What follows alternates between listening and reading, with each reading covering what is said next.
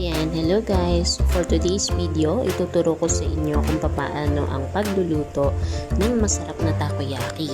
So ano ba ang mga ingredients na ginagamit at paano ba ito gagawing pagkakakitaan? So watch till the end!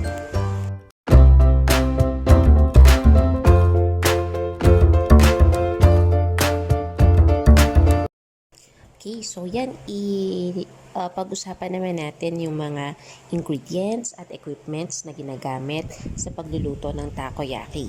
So hindi lahat ito kasama, no? So yung iba napasama lang sa ating video. So unahin na natin yung ating butter. So ito siya. So itong butter ay gawa mula sa flour, tubig, itlog, at saka konting toyo. So mamaya papakita ko sa inyo kung paano ba ito ginagawa. So madali lang yan. Pakita namin sa inyo mamaya. So sunod naman ay ang ating cheese. So ito ay leftover lang namin kaya kakaunti na. Next is ang repolyo. Pagkatapos ay ang ating ham, leftover lang din, at saka ang ating onion spring.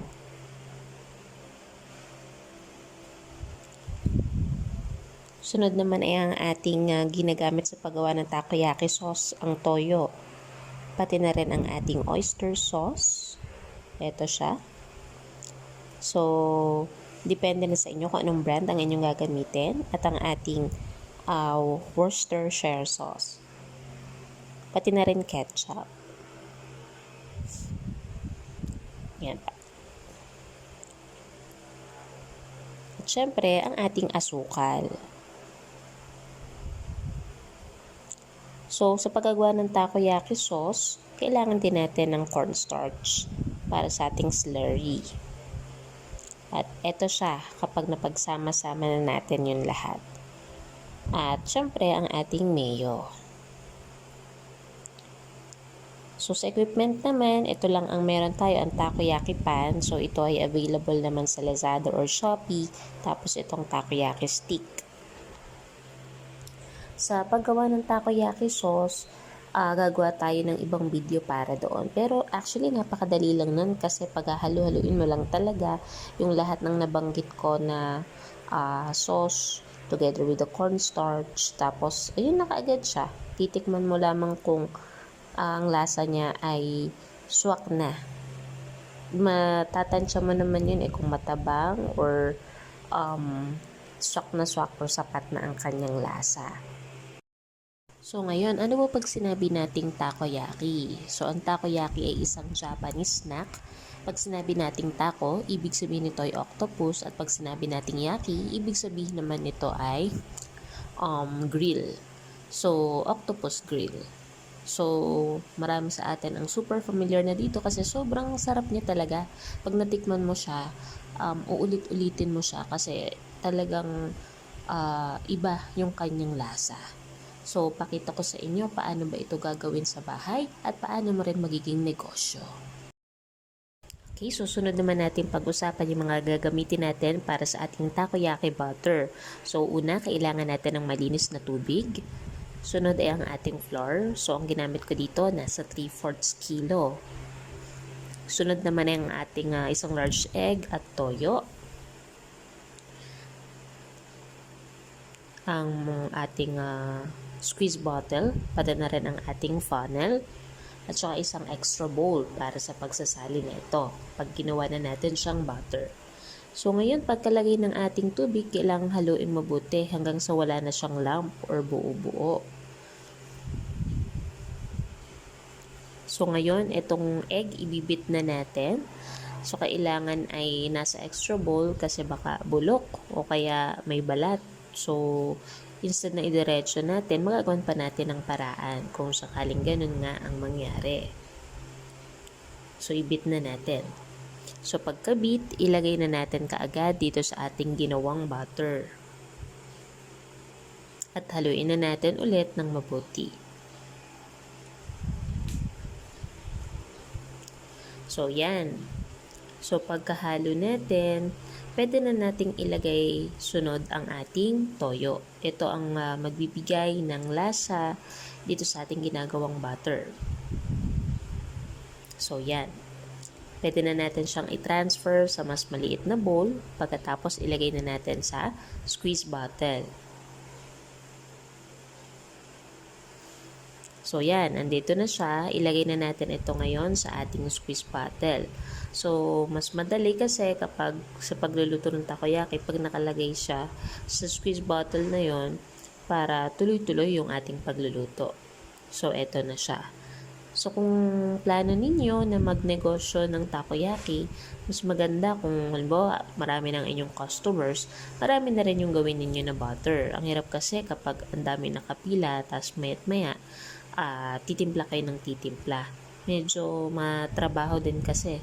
Ito kasi kayang tumagal ng 1 hanggang 2 days. Pwede.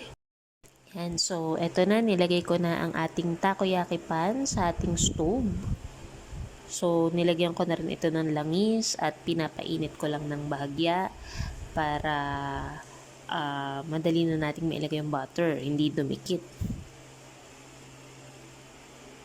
Okay, so hayaan natin na uminit muna itong ating takoyaki pan. So, ipahidang ko lang muna o i-brush ko lang ng mas maayos yung ating langis.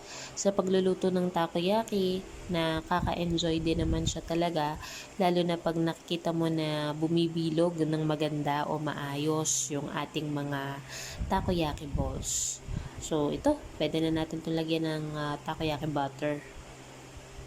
Yan. So, hindi ko lahat lalagyan ng takoyaki butter kasi ako lang naman ang kakain nito ngayon dito sa bahay. So, 8 holes lang muna ang aking lalagyan. So, yan. Yan. So, nakumpleto ko na ang 8 holes. So, ilagay na natin ang mga ingredients. So, ang aking ginamit ay itong repolyo. So, lalagyan ko lang muna itong bawat balls natin.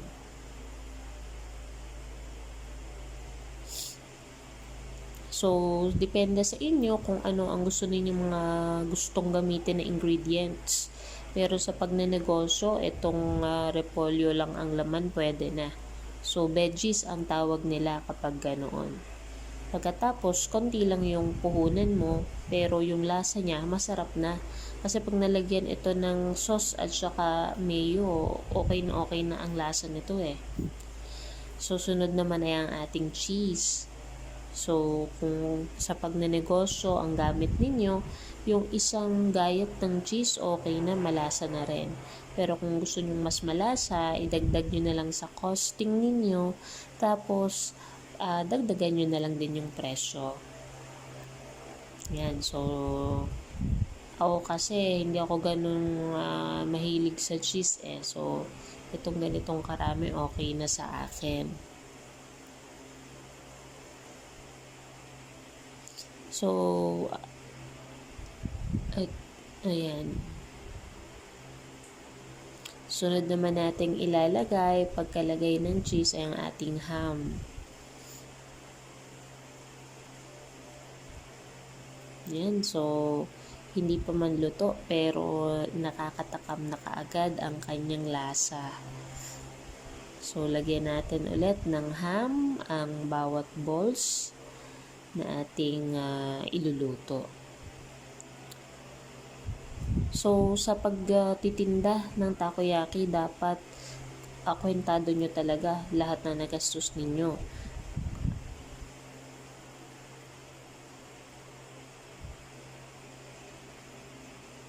Yan. So, kahit naman hindi sa takoyaki, kahit anong business, dapat talagang planado at maayos para sigurado na kayo ay kikita. So, mamaya papaliwanag ko sa inyo kung magkano ba ang mga nagastos dito at magkano ang pwedeng kitain. Ayan, no? So, nalagyan na natin ito ng another set ng butter. So, hindi ko na lang naipakita. So, nakakatakam na siya kaagad. Wala pa man siyang ibang sangkap. o yung ating mga sauce at mayo. So yan, bilog na ang ating takoyaki. So konti na lang, ikot-ikot ko na lang ito ng kaunti at pwede na natin tong ilipat sa ating plate para kainin. Syempre.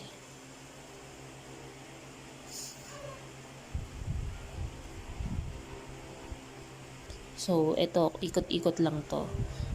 So, yung aking ginagamit na takoyaki stick na putol to kaya medyo mainit sa kamay. Pero kung ito yung mahaba, hindi masyado masakit Pero itong sa akin, medyo masakit siyang gamitin, mainit na kasi ito masyado yung pan. Okay, so kapag golden brown na, pwede na nating ilipat dito sa ating plate.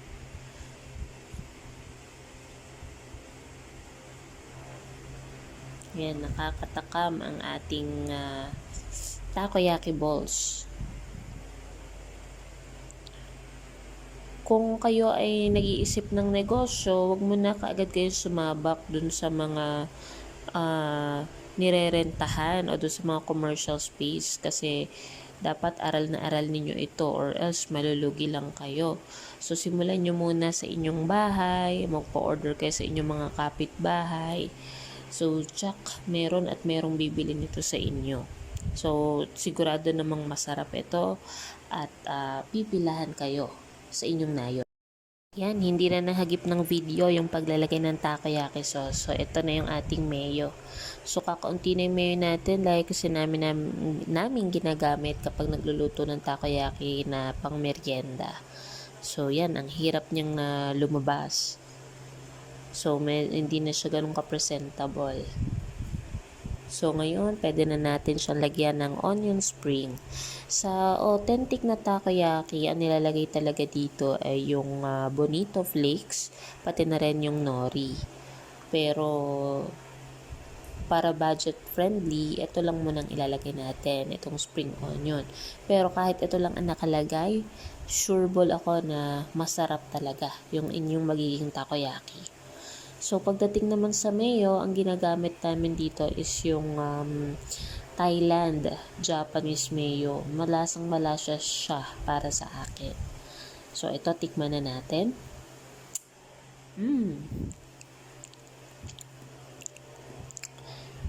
Grabe, napakasarap ng ating takoyaki.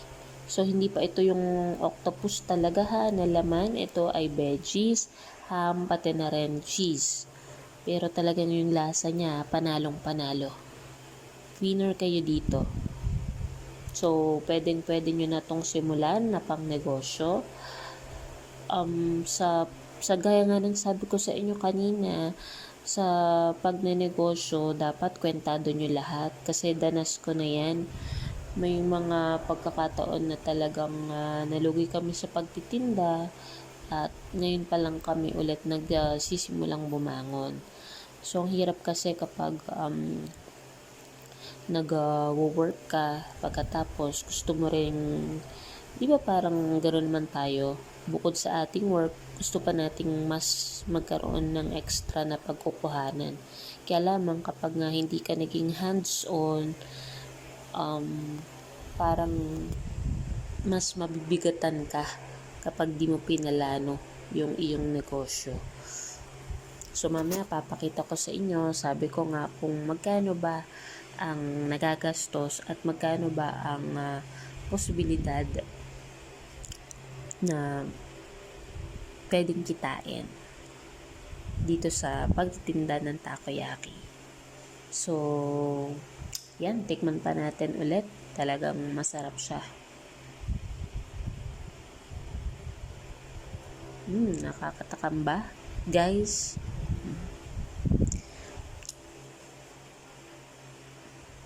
Yan. So, tikman natin ulit. So, kukunti pa lang pero parang busog na ako kaagad. Pero, ang sarap pa rin ulit-ulitin kahit busog ka na.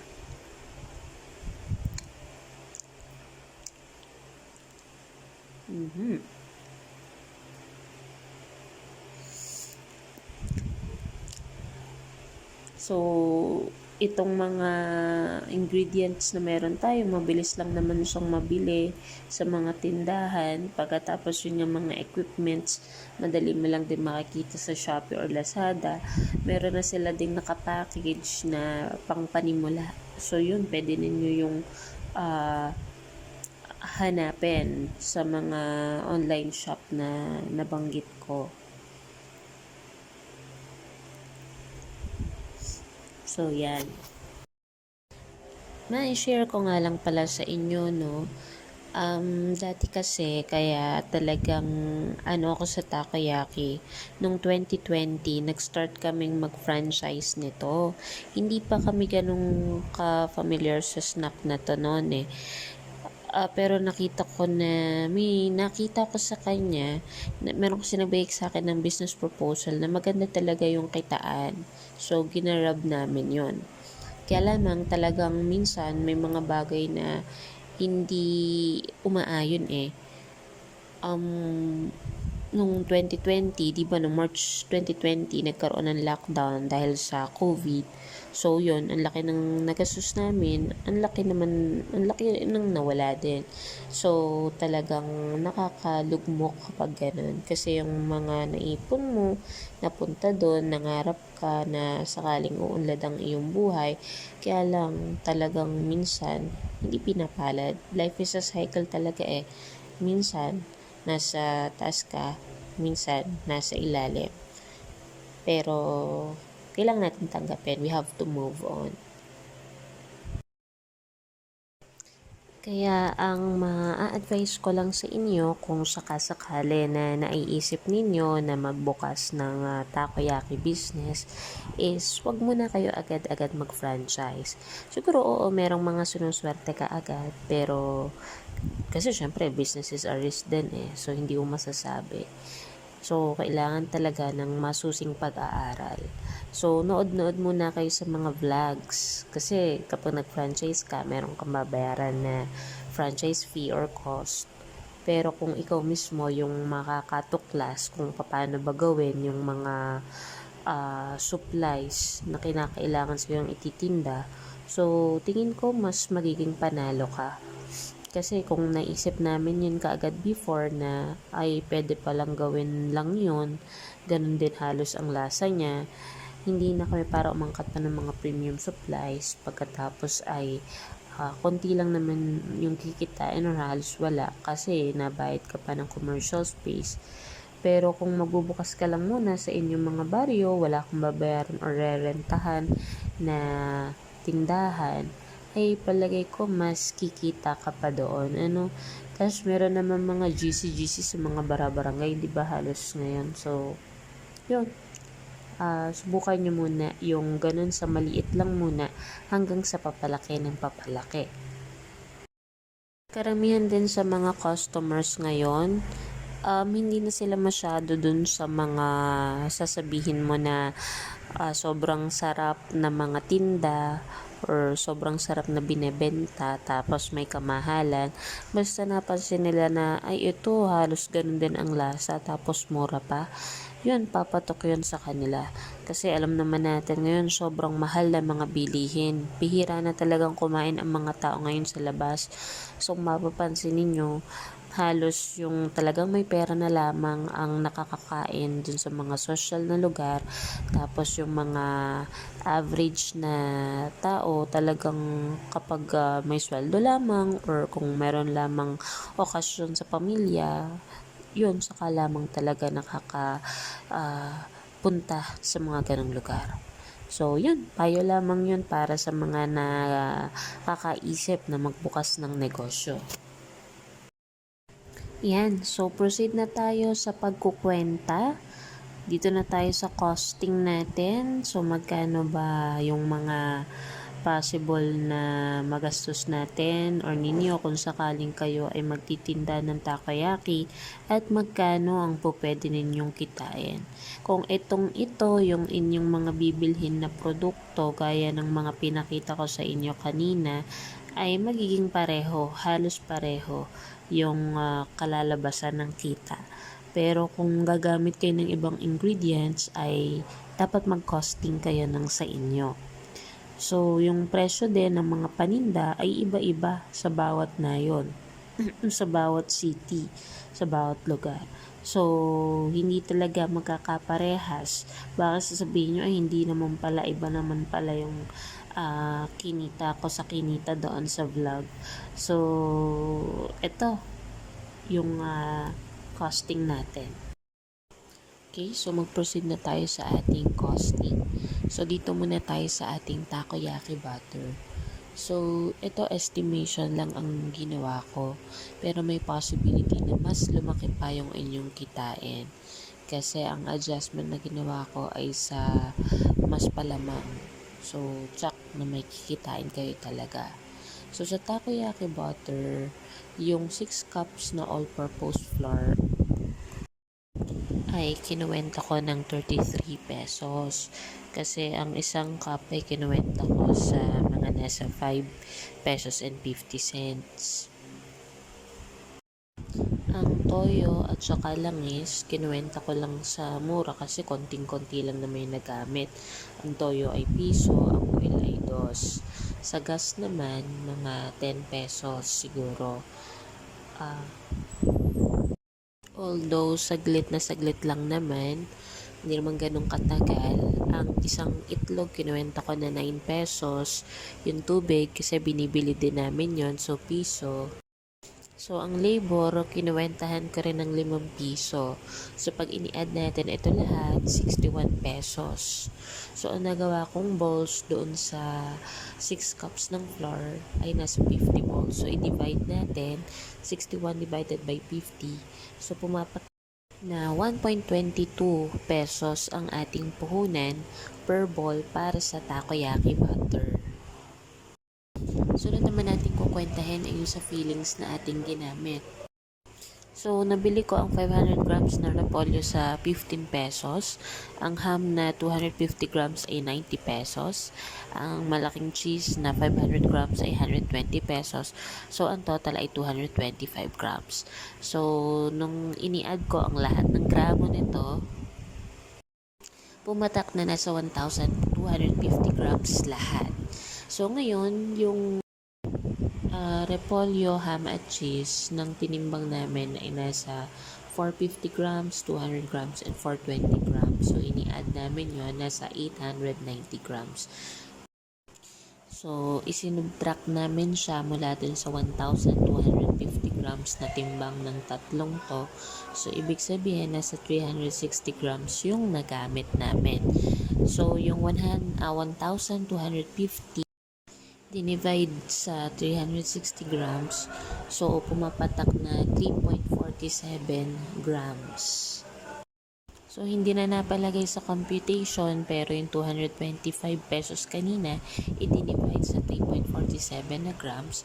So ang lumabas na result ay nasa 64.84 pesos. So, i-divide natin yan sa 50 balls na nagawa. So, we have 1.30 pesos. So, yan ang presyo sa bawat fillings na meron tayo sa bawat balls. Okay, so sunod naman ay yung sa kwentahan sa takoyaki sauce. So, ang ginamit natin na cornstarch, kukwentahin lang natin as piso. Konting-konti lang naman. Oyster sauce, 15 pesos. Ketchup, 5 pesos. Sugar, 3 pesos. Yung gas and labor, 15 pesos. Yung Worcestershire sauce, 15 pesos. Toyo, 3 pesos. So, nang i-add natin ito lahat, nasa 57 pesos. So, i-divide natin sa 50 balls na ating nagawa. So, pumapatak na nasa 1.14 pesos ang puhunan natin para sa sauce. Pagdating naman sa mayo, so dun sa nilagay sa lahat ng bowls, kinuwenta ko na lang yun as 2 pesos. Pagkatapos yung spring onions ay piso na lamang. So, yan, kwentahin na natin ng mas maayos. So, per box ng takoyaki, meron siyang 4 na balls. So, sa takoyaki butter, 1.22 per ball. I-times natin sa 4, so 4.88. Then, doon naman sa fillings ay 1.30 times 4, so 5.2. Sa sauce naman ay 1.14 times 4 ay 4.56. Tapos idagdag natin yung sa mayo na 2, spring onions na 3, at sa tray na kinuwento ko as 3 pesos na din. So, ang total na puhunan natin ay 19.64 plus yung 3 pesos sa tray ay 22.64 pesos. So, binebenta namin yung takoyaki namin ng 40 pesos. I-minus natin yung 22 pesos and 64 cents. So, meron kaming kita na 17.36 pesos sa kada box. So, hindi na masama para sa negosyong nasa bahay lang naman. So, kapag marami talagang orders, malaki-laki din yung ating kita. So, sa pagnenegosyo, sadyang tsaga-tsaga lamang. Minsan, maraming benta, minsan wala. Pero ang maganda, nagsusumika pa rin tayo at meron tayong aasahan. So, itong takoyaki, mas malakas ito kapag papalapit na ang Pasko or kung may mga event yung mga kapitbahay ninyo, magandang magpa-order na rin kayo sa kanila. So, yun. So, sana na gustuhan ninyo yung video natin sa paggagawa ng takoyaki at kung papaano siya pagkakakitaan. So, maraming salamat sa inyong panonood. Sa susunod muli, thank you and God bless.